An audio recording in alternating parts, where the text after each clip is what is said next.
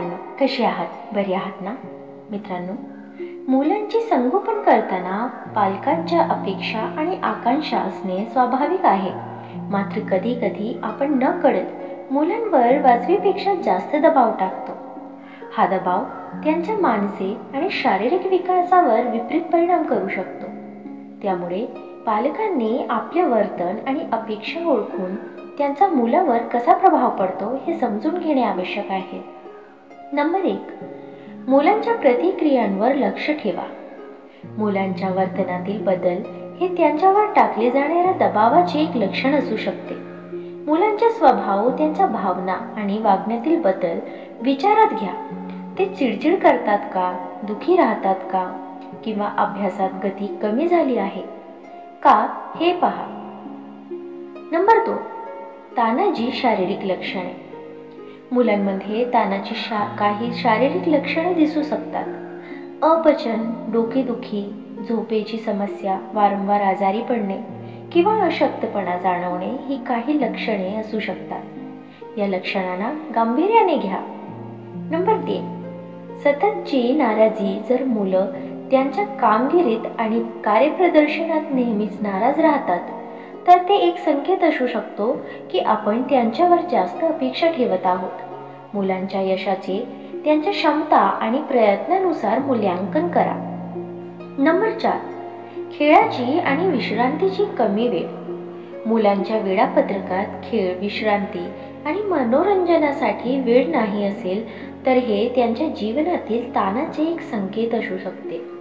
मुलांना खेळ आणि विश्रांतीचा वेळ मिळणे महत्त्वाचे आहे. नंबर 5, आत्मविश्वासात घट. मुलांच्या आत्मविश्वासात घट होणे हा जास्त अपेक्षा ठेवण्याचा परिणाम असू शकतो. जर मुलांना नेहमीच अपयशाची भीती वाटत असेल आणि त्यांना स्वतःविषयी नकारात्मक भावना येत असतील तर हे पालकांनी गांभीर्याने घ्यावे. नंबर 6, संवाद साधा. मुलांशी संवाद साधून त्यांच्या मनातील भावना आणि विचार जाणून घ्या.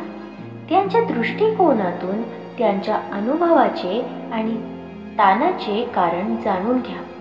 त्यांना ऐकून घेणे आणि त्यांच्या भावना मान्य करणे महत्त्वाचे आहे. नंबर 7, अभ्यासातील अनिच्छा. मुलांना अभ्यास करण्याची अनिच्छा असेल तर हे देखील एक संकेत असू शकतो की आपण त्यांच्यावर जास्त दबाव टाकत आहोत. अभ्यासातील रस कमी होणे किंवा अभ्यासाच्या बाबतीत उदासीनता दर्शवणे हा ताणाचा परिणाम असू शकतो. नंबर 8, परस्पर संवादात ताण.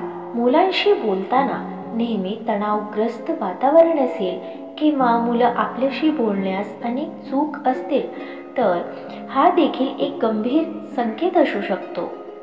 संवादाच्या माध्यमातून विश्वास निर्माण करणे आवश्यक आहे. आपल्या मुलांवर किती दबाव टाकावा आणि किती दबाव टाकू नये याचा विचार करणे अत्यंत महत्त्वाचे आहे.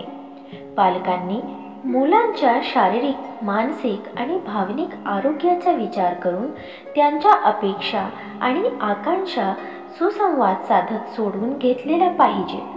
त्यामुळे मुलं आनंदी, आत्मविश्वासी आणि स्वस्थ जीवन जगू शकतील.